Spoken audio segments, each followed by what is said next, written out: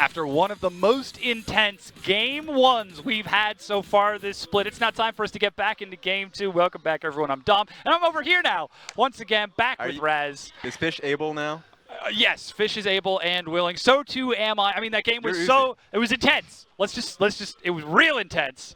And now we're going to find out what's going on in this game too, because EDG have managed to take the advantage over Invictus Gaming. We just heard it from the analyst desk, where I previously was. Yep.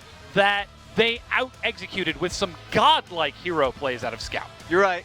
Definitely fresh on your mind. Hero mode, Frost said. Yeah. The fact that it was time and again that Scout was incredible. The one call-out, the one predict that he had, he knew where LeBlanc was in the previous team fights, and he didn't see LeBlanc in front of him, so he made an educated guess. Didn't give too much away because it's just a sleepy trouble. If it's a miss, it's just like a 14-second cooldown. Yeah, not that bad. So you're like, all right, but no, it hit. He knew that LeBlanc was there, gets the kill, team fight win, sets up for the next team fight win, and EDG takes it when they were losing team fights coming up to that point. Well done restructuring themselves because they had a great early game. It was unfortunate that they fell down and had to rely on Scout this one. Yeah, resetting the pace of the map so that EDG could actually retaliate. But hey, now we're getting into that pick and ban for game two. We just talked about how important that game one draft was for these two teams. And look, we all know it, that Zoe is absolutely going to be banned away. You wonder, because it all decides on which team starts on blue side currently. It seems like it's going to be Invictus Gaming. Yeah. So I wonder, you said Zoe. Zoe's been banned. I'm going to say Gnar. Gnar right now can be first picked by Duke, can actually, go off towards EDG. EDG found it to be first ban priority when they were going on the blue side. This time around, in fact, the Talia's up and available. Not going to happen. Yeah, again, this is IG going back to the playstyle that's been working out for them so successfully. Getting Ning on a roaming jungler, unlocking him around the map. And then if you even get the opportunity for another roaming jungler, you pass it over to Rookie. And here's the thing.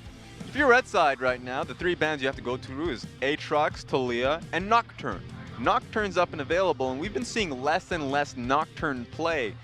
Depends on the teams you're going up against. Haro says that he can play Xin Zhao once again. It doesn't matter, just because the way you deal with Talia is all in.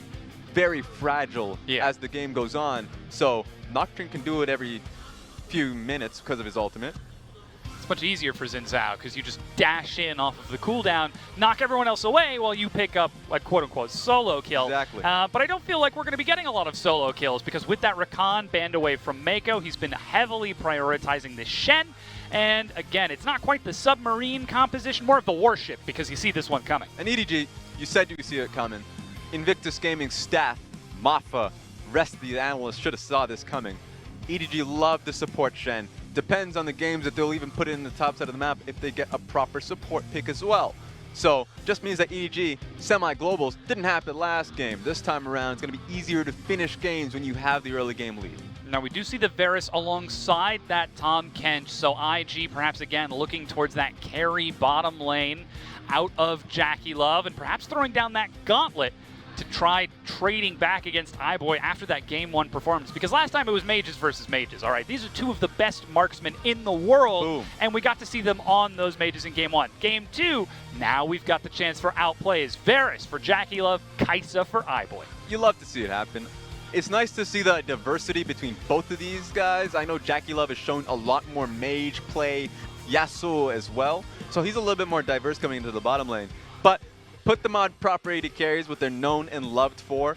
One thing that's always great to see, and we talk about the juxtaposition between both these teams, Invictus Gaming, a team that moves away from the bottom lane, EDG that moves towards the bottom lane. So Kaisa is going to get supported. It doesn't matter if it's a bad lane matchup, the range is not in her favor.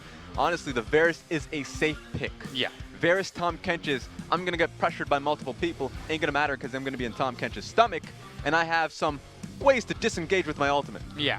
To try to survive and escape away from what we expect to be EDG constantly focusing down that bottom side. Though in last game, it wasn't Haro so much affecting that bottom lane. It was Haro affecting mid lane and then using that to roam on an already winning bottom lane off of iBoy and Mako's performance. There's still the potential for that with the Shen shadow dashes coming out of Mako, but we'll see how it shakes out. You'd almost expect it to happen. Yeah. When you see the Kaisa and Shen lane, you would expect them to get pushed in, which makes it a long lane for the offensive force of Varus and Tahm Kench, and you have a counter pick for Scout too.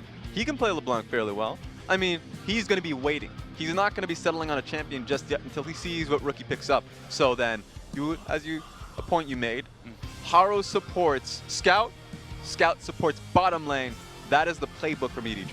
Yeah, of course, that does mean leaving Ray out on an island more often than not. We joked about it in the previous game. He solo killed Duke in the top lane on that Gangplank. Thought maybe in the next game he'll get to carry. Maybe in the next game he'll get some love. There's two frame of thoughts on this one. Yeah. You're right. We all expect it. Maybe give him the resources he can do with it. But iBoy is probably telling the team, wait a second, if he can do that with zero pressure, then we're good. Yeah, Keep doing that. Good on you. You're the impact of the LPL top kill. You don't need anything from us. The other C9 top laner. As now Gangplank is locked in again for Duke. He's taken it back against Ray. And it should be noted, after getting solo killed in lane, we're still seeing Duke come back for Invictus Gaming to play out the rest of this match. So IG not going back to the shy here and going to rely on Duke to close this out. But now, Rookie, he's got to blind pick this. Scout has got that counter pick. Please. And this would be a power pick, if ever. Please do it for me. Now, he probably won't. It's Battleline hovering it. And oh my God! Wow. Really? Jace mid, locked Blind in for pick Rookie. Jace. Blind pick. So the one worry of a Jace player, a lot of people won't end up blind picking it for two things. You just came out of a series where DoinB went on towards a tank mid laner of Poppy, stacked up armor, and went 10 in what? 1? He was real big. He was big. He was a big boy. And so if you pick up an AD mid laner, sure, you have the lethality and you should have the early pressure, but you don't want to go up against the tank. This time around goes up against Scout's Swain, which is equally oppressive. Remember, wait a minute, is that a Jace jungle? It very well could be. Remember, SOFM is tainting us right now. We've seen Yeah. a lot of SOFM Jace, so we still have to give it a lot of respect. Rookie has been a great Talia as well, seasons upon seasons. So yeah, it's going to be a Jace mid lane. He's played both of those picks. So the point I was trying to make is that Swain has great pick potential, so you should expect Swain and Xin Zhao to be constantly in the mid lane to deal with the blind pick chase. I mean, you look at every single lane, and Haro can go anywhere. The Volcanic Rupture into the headbutt, searing charge out of Ray for a knockup, and Haro follows up with another knockup. The Never Move in the mid lane, the Shadow Dash down in the bottom lane. Mako is an exceptional engaged support player. He's been playing it since he joined the LPL in Week 3 of 2015 Spring Split. If anyone knows how to engage as a support, it's that guy. Yes, and you're coming off of a Game 1 victory where you just styled on your opposition pre-10 minutes. Yeah.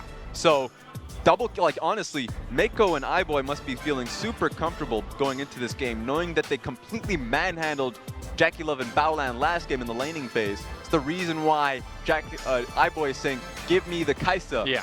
Because I can take this lead and I could snowball. You don't have to worry about some mishandled team fights if you give me this hyper carry.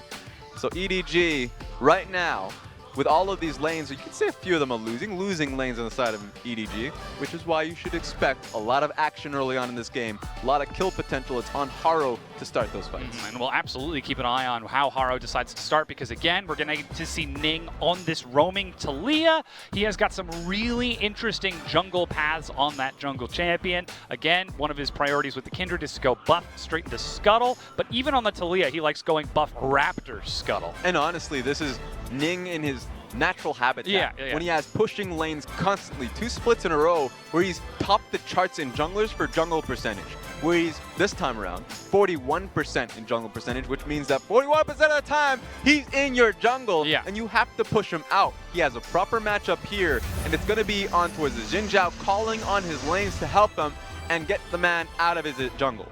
Well, now the challenge has been laid in that Game 1. We saw team fights, we saw hero plays, we saw laning phases. Now it's time to see if we'll see an end to this series as the crowd takes it away.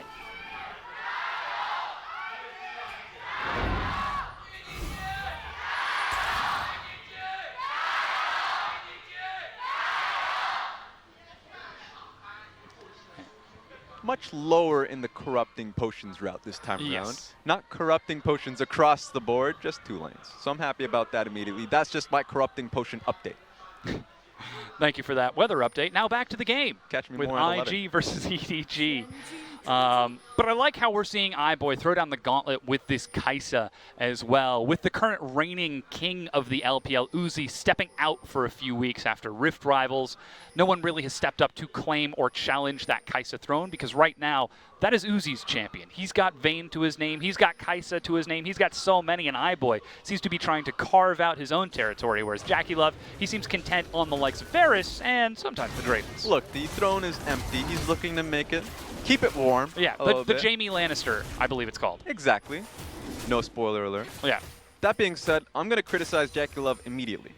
You have yourself a pretty damn good poke composition, don't you? You have Jace. That looks beautiful. Yeah, I love Jace. I can see that, yeah. You know, you have the barrels as, in some sense, a little bit of poke. If you're in the later portions of the game, can throw down multiple barrels if you set it up properly. Nice. Varus, great. Where's the Comet?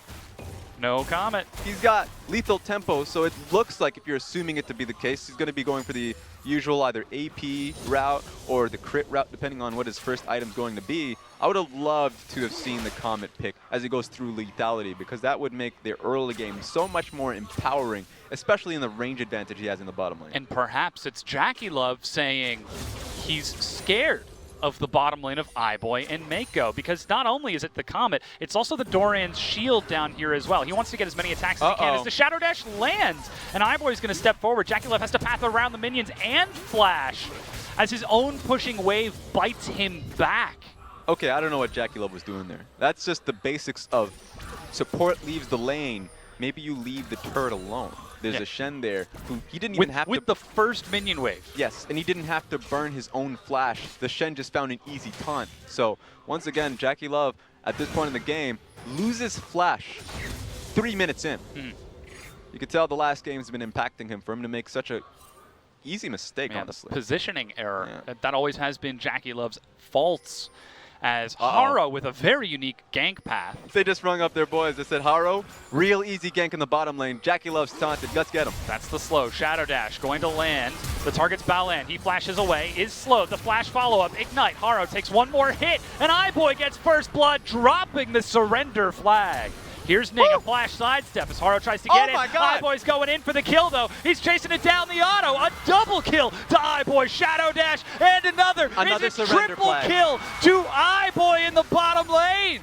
Where's the second surrender flag? iBoy did it with the first kill, but you can see IG once again in the early game crumbling. A massive wave that at the very least JackeyLove can get to himself. You know, a little bit of Oliver Twist, at least give me something. But this is such an insane set. The fact that 2 games in a row, IG's go-to early game doesn't exist. And that's straight out of the playbook for IG. A quick gank bottom to open it up. So EDG's smart enough and recognized that even though JackeyLove doesn't have flash, go to the Tahm Kench, because the Tahm Kench is the exit strategy. So once again, what the hell is JackeyLove doing? They just sit in the bush. They know there's no ward in there, so it's iBoy that follows up and gets the assassination on JackeyLove, because they have no reason to be pushing up that part of the bush with no vision there. So easy, 2 big mistakes in a row from JackeyLove. Getting taunted on the tower, losing his flash to set up for that gank, and then pushes past the bush when there's no ward in there. He's not thinking. And look at the difference between their items now as a result of that mistake. Cull with 83 minions to go. BF Sword and Dagger on iBoy with double buffs. The wave still pushes in because Varus against Kaisa, the massive range advantage, but iBoy, if ever Mako lands another Shadow Dash, JackeyLove's in trouble. And it's double buffs. The only good thing about this for JackeyLove is that it's not level 6 where Mako can just get a taunt and iBoy can reposition, which is incredibly snowbally in a long lane such as this. So picking up Varus in this situation when you're so far behind is at a detriment, because he's going to be pushing anyways. Now he's going to be pushing in such a long lane he doesn't want to be in. It still doesn't have flash. So this is going to be a very easy strategy for Haro to just bully this one through. And that's exactly what they do. The flash Shadow Dash. Balan, he scoops JackeyLove up while Ning manages to get a kill onto Haro. Spat out under the turret, but iBoy just walks him down. His 4th kill of the game. Balan trying to get a kill onto Mako. Remember, he's got no flash. Gets hit by the shock blast, but iBoy doesn't kill Balan. The flash chase from Rookie. The Ignite burns him down, and that's the revenge kill. Rookie 2-0-1, putting the team on his back. Ray teleports in, level 6, diving this. Visions of Empire with Scout as they're looking for Ning, and they get the auto attack. 8 kills, 6 minutes. I feel so bad for Rookie. He's trying so hard, but it's so early on in the game. It's like when you just, queue up, get into a solo queue game, and you think it's going to be good because you've been having a run for yourself. Maybe you even on your Smurf, but the bottom lane is now 0-3. And guess what? It's only like 5 minutes into the game. Yeah. he has no opportunity to impact that lane. So he finally joins up, 2 kills to his name. Maybe it's good enough for him to start bullying out, but it's a Swain lane. You can't even push that out. And here's the kill onto Haro. Ning steps forward, full damage shock blast, and whoop, seismic shove. Haro gets flung back with no flash and dies. Yeah, I didn't even see that kill, just because the action was already happening in the bottom lane. Yeah. So, you know, in an alternate universe, I know DC has a few of them, where if that was happening, but somehow JackieLove was playing respectfully in the bottom lane, that's just IG coming back in the game. Yeah, and it's so hard to believe that we're saying if JackieLove is playing respectfully, that it's iBoy and Mako. iBoy, one of the cockiest and most aggressive bottom laners in the league, who is teaching him this lesson about respect. Yeah. Somebody barely a few months his senior. At this point, it's just, it feels like iBoy he's already proven himself in his early split. Remember when he came in towards Worlds and he just had the confidence versus the best teams? Sure, it was the split, or at least it was the Worlds event where EDG didn't get out of groups, but the one lesson that they had was that iBoy was the player to play around. Right now, he's feeling it rough. This early laning phase, once the poke is starting to land, he's having to back.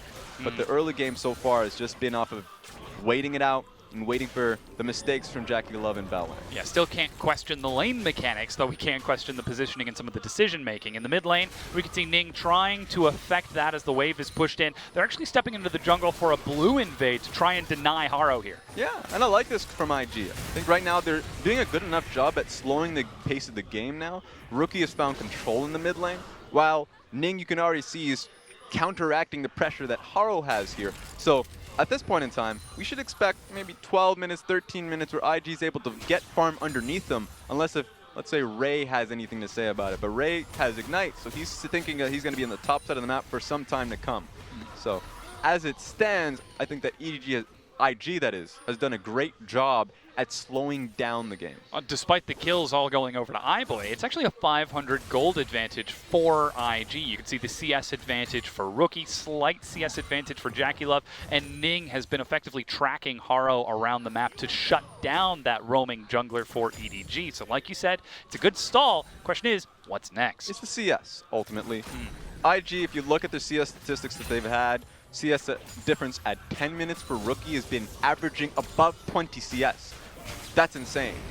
And it's mostly because he's been getting some fantastic lanes. So here, not only does he have the kills, and we've beat that one over the head, but he has 10 CS advantage there, 9 minutes in. Top lane's the same, which has been the silent assassin of Duke, 10 CS in the lead. Oh, Baolan, he flashes away. iBoy not going to follow up as there was no CC landed, so can't get the killer instinct. Really creative there, just waiting on the blast cone to make that happen. Uh-oh, but Ning and Rookie, they're on top of a ward. They're still going to engage. Scout steps forward, knocked back into it. Over the top, plus here comes the bottom lane. They get the first kill, but Scout will die to JackieLove, finally on the board. The Spirit's Refuge will prevent some of the damage as iBoy catches up Baolan. Remember, he used his flash earlier. Oh, iBoy, he's going to follow up onto JackieLove. One lesson at a time, iBoy chases these kills down. Oh, is he going to die to the turret?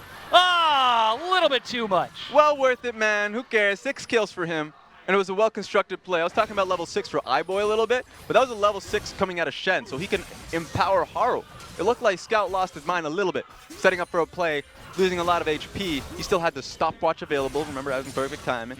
And then so he goes in there, has the Shen on top of him, had no idea that was the case. And so, well set up from EDG. The call was made. Mako knew that he was going to be there to back him up, and it was iBoy, who actually just came straight from the bottom lane to aid in the cause. Take a look at this, once again, a lot of damage being bursted down. Had Ning landed 2 more pebbles off of his Q, actually would have been the kill immediately on towards Swain. So that is the best case scenario that would have tilted into IG's favor. Didn't happen though. This hitting, sad that the hitbox is the way that it is. Yeah. JackieLove pays the price. It should be noted, JackieLove had flash there. Could have sidestepped it, Triumph not enough, even the Spirit's Refuge attempt out of Mako. But already you can see EDG starting to flex those muscles in the bottom lane. iBoy and Mako just appearing out of nowhere, out of thin air, to counter the attempt from IG's turn on that fight. So there are 2 spikes here. The first one was hit before, and that's how the fight started, which was level 6 in the bottom lane. Yeah. Second one is Storm Razors from iBoy, because that is honestly, with the buffs that it's been having repeatedly, is probably the best item in the game, especially for iBoy in this scenario. So all he really needs is that first few auto attacks to get going in the skirmish. He was already winning out these skirmishes so handily. The extra crit that he has off the first auto attack is going to just make it so the damage is super tilted in their favor. And already with those squishy carries from IG, that's going to make it a lot scarier. Now, Triforce has been finished off for Duke. You already can see the Yomus and Merc Treads for Rookie. Runic Echoes completed for Ning as Jackie Love. He's down here in the bottom lane, but Ray actually went for a quick walk down. Let's go. There's no flash. That's the slow. Here comes the second. Killer Instinct is not even used. They just walk it up and they chase the kill onto Baolan. A 4-man dive. Ning gets the flick, but Mako using that perfect timing. Shock Blast goes through as well as Rookie roams it down. Scout does have teleport, but he's holding that minion wave mid. Something I haven't seen before is how Ray uses Ornhorn. At the tip, he used it on towards Jackie Love, so he had no way of getting out because the moment the bull appeared, he was already slowed at the tip of the horn. So right then and there, man, there's no way to get out of it. A proper setup from EDG, even losing top lane turret, it's going to take a long time for Duke to scale up. But this is a very fast push from EDG. It certainly is. That turret now being traded as EDG turned towards that Ocean Dragon. Duke getting all of that solo gold. You can see he's 5,400 gold, whereas Ray at 3,700. A full 1,700 gold difference between the two in the bottom lane. Just as stark a difference between iBoy and Jackie Love, as that dragon is finally picked up. But now something real scary is about to happen. That Storm Razor is about to be finished on iBoy, and he's unlocked from the bottom lane. I'm afraid. I understand what damage is being done here. Remember, Rookie doesn't have mana or blue buff. His blue buff is coming soon, but I don't think he should stay on the map for that long. So the worry here is that this is usually when Invictus Gaming start grouping up for their poke. They're going to realize fairly quickly that their poke doesn't mean too much. EDG will be looking around mid lane, starting to control that, placing down proper wards so they can try and hunt for the plays that IG is looking for so they can go in for an all-in engage. That's what EDG is thinking. This comes down to the execution off of IG, if their poke really matters here. And this is where we look at Baolan and Ning to track the vision of EDG and keep themselves safe so that they can continue to put out that safe poke in these lanes. And we've already mentioned Baolan, he puts out the most control wards of all of these supports in the league. So already it looks like IG are setting up for success with that by playing to that play style. It's just so easy for EDG to dive. Another slow lands onto Jackie Love, and he still has no flash. Though he does have Gwinsu, so perhaps he can put out some more damage if he gets caught out of position. This is insane. Honestly, at this point, something that is caught on my mind at the time. iBoy, if you look at his items, if he goes towards because he's already got his Storm Razors, if he gets a Gwinsu's Rage Blade that has a pickaxe and a attack speed, I guess a recurve bow, yeah. And he actually evolves both his Q and his E. Memory serves me properly. I know Doublelift has made a mention of this on Twitter. Acathean Rain, yeah. There we go. It's the fastest in which you can get both of them by getting completed items. So it's a really good 2-item spike.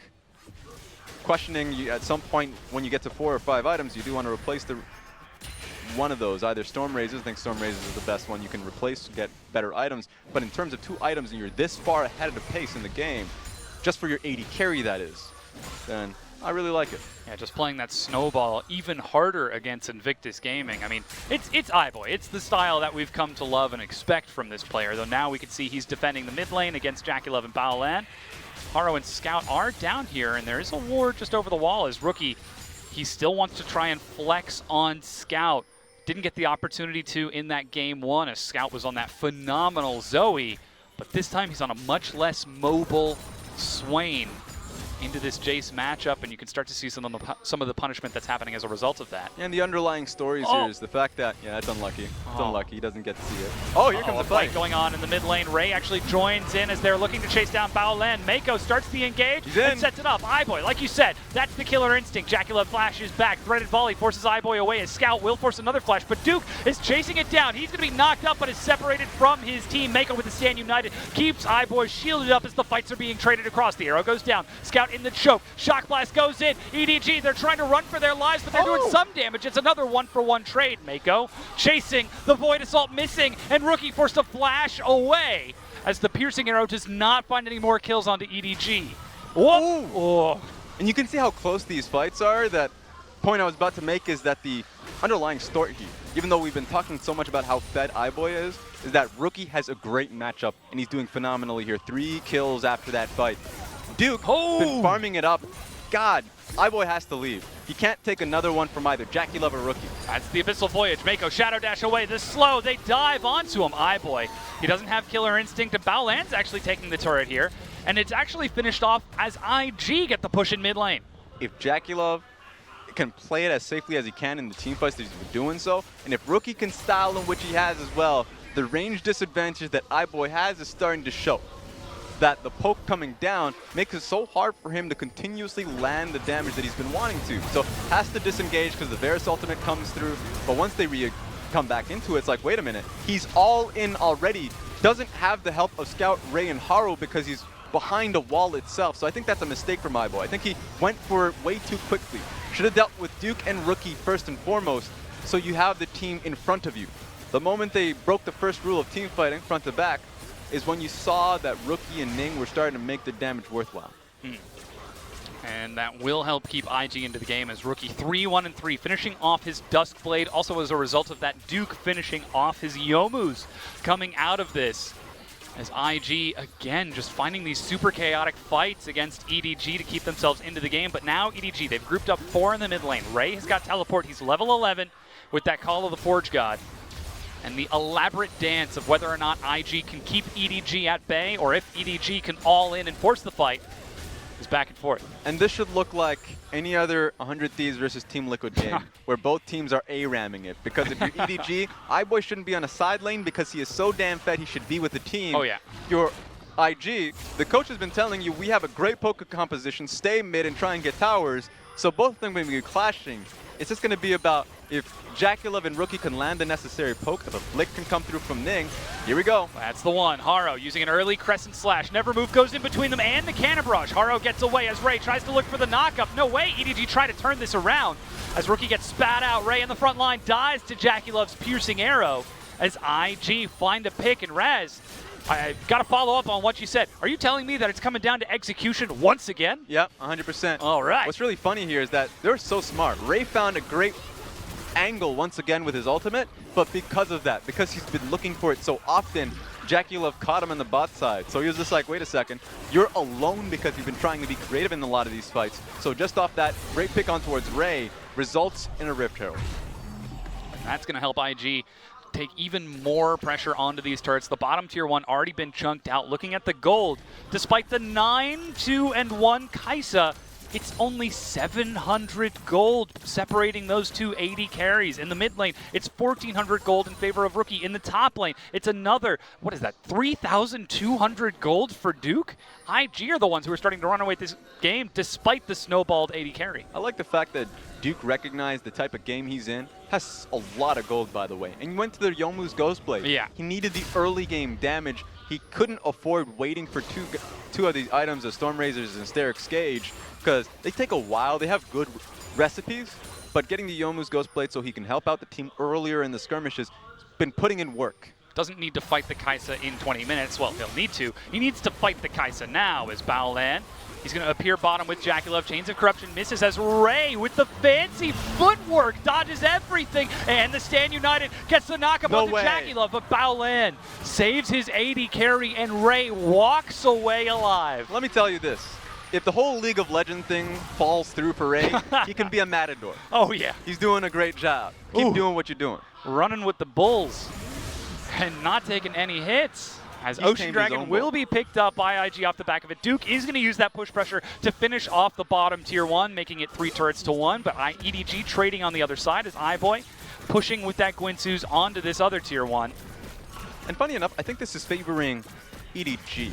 IG as a team right now, they need the Waves side lanes put in a good place so they can actually group up as a team for tower after tower. You can see they've already pinged out the mid lane inner tower, but they need to put in the work to push the top lane outer, or at least the wave, so it's in a good spot. So right now EDG, oh, here we go actually. They need to be the one defending the mid lane tower. They're actually forcing this. You can see Baolan is trying to cut off any entrance. iBoy has got teleport. Mako's looking for the recall, and a full health Herald charge breaks it down as EDG are caught getting hit in between breaths. Stop it. And a second charge. Haro finally steps up to finish it off, but that is way more than value than I think IG could have expected for that. 4 turrets to 2, and Duke's over the wall. That's the No Weaver's way. wall. iBoy, he gets hit by a barrel, forced to flash away. Mako shadow dashes over, and they manage to land the Chains of Corruption. Mako dies out of position, and IG, they can't be doing it. They're running for the Baron res. That is so smart from the team. Ning recognizing that they're going to be pushing past the blue side jungle here when they're pushing back mid, just separates the two. iBoy, even though he didn't die, blue flashed. So even if IG doesn't get a clean Baron, if they set up properly, then they can get a proper pick on towards iBoy. So iBoy needs to watch out. He needs to rely now more than ever on his frontliners.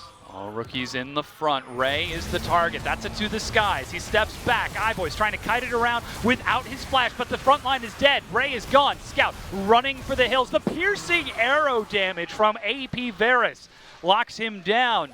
And now that's 2. Somehow Haro has to play it heroically. He doesn't have a blast cone. He's a Xin Zhao, so it's not like you're going to hop over the pit. Yeah, without flash. So either you look for a hero play with iBoy there since he's looking for it, he wants it, or you give up the Baron. 3,500 health. iBoy firing the killer instinct. Haro goes in. He's trying to get something, but he cannot. Baron is picked up by Ning. iBoy still with no flash. Gets flashed upon. Killer instinct to reset. He's looking for the outplay. Battleland picks it up, but Jackie Love shuts it down. Mako over the wall. Flashes away from the threaded volley to survive, but Baron picked up by IG, and Rookie is on the prowl. Fish in a barrel. Ooh, that's one. That misses. That's a Mako tricky still fish. casing it back, as you said, and sometimes you just got to use the skewer for the fish in a barrel. Yep, get in there. Slice it up a bit. Elbow deep.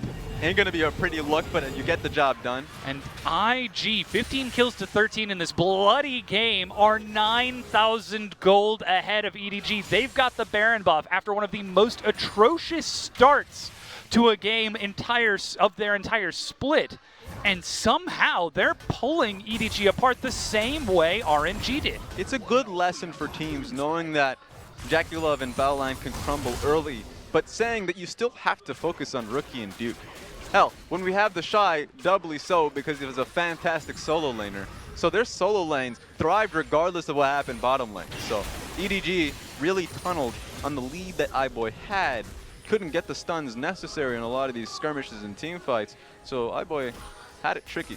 You couldn't really get anything off. It doesn't have flash anymore, I already mentioned earlier on. Yeah. But now that IG are starting to pressure on towers with the Baron that they have, I don't know how we actually get a proper fight.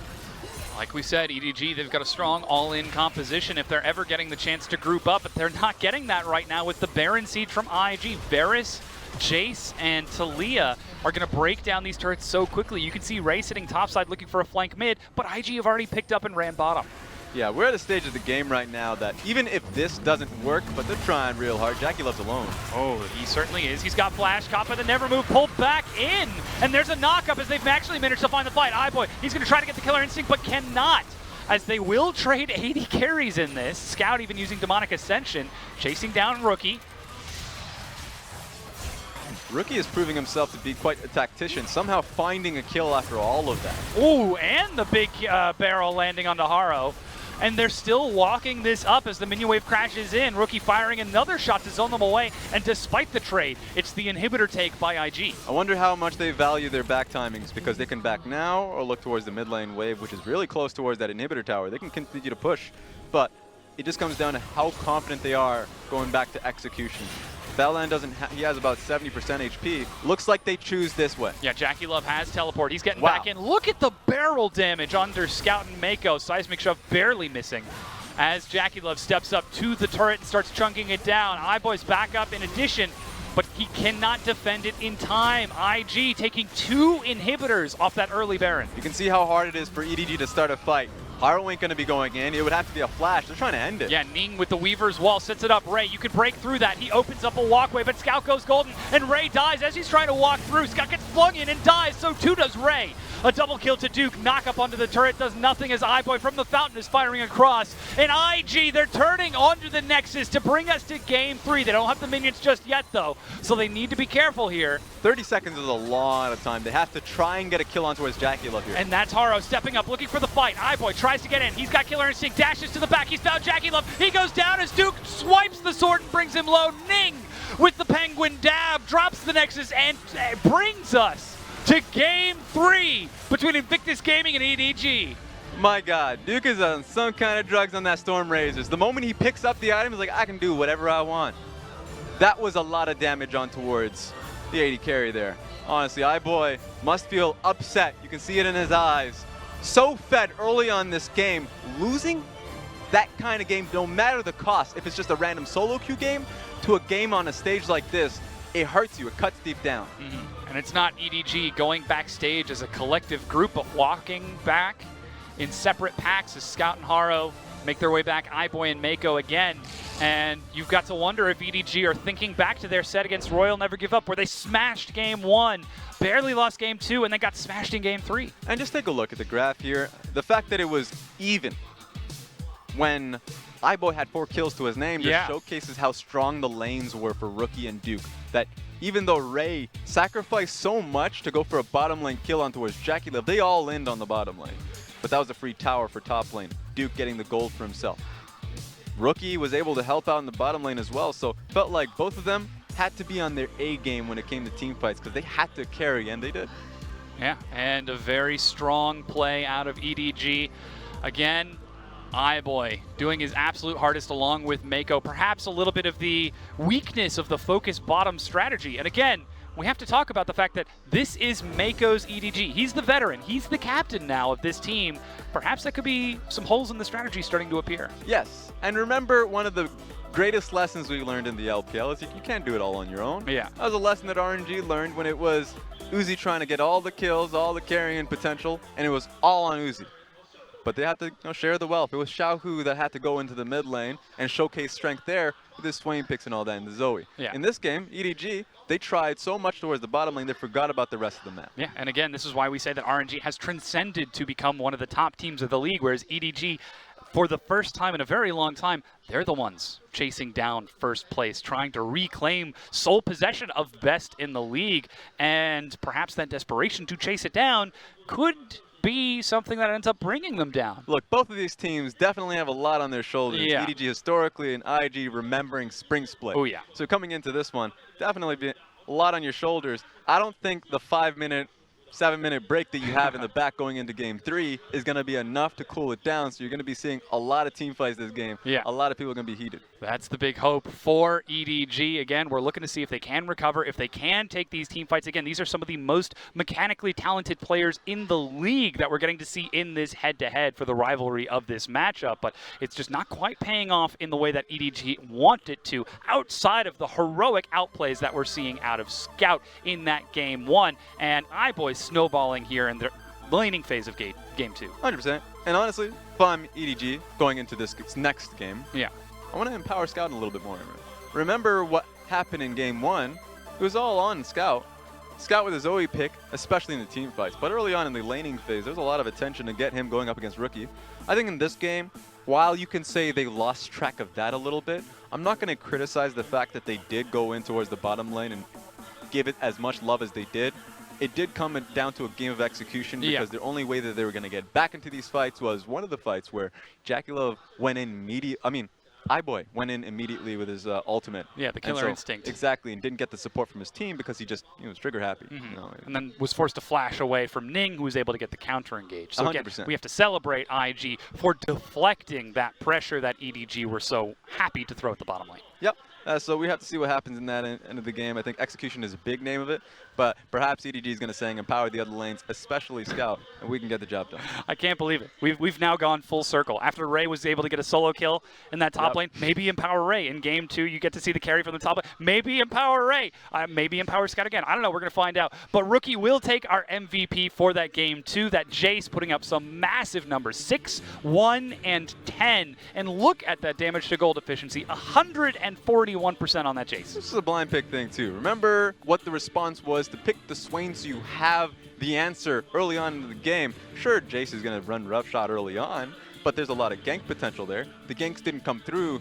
It was Rookie that took the lane over and was able to come down the bottom lane so frequently. So a lot of the pressure that we saw from Haro going down that lane was immediately deflected. And the fights that were going down there actually gave some kills to the man Rookie. Yeah, in the chaos of that mid game, that was him who was setting it up. But that being said, we've got game 3 on our hands. Ladies and gentlemen, it's hype as heck here in the Shanghai venue. So go ahead and refill your cups, go ahead and refill your food, and get ready for that game 3 coming back in just a few minutes.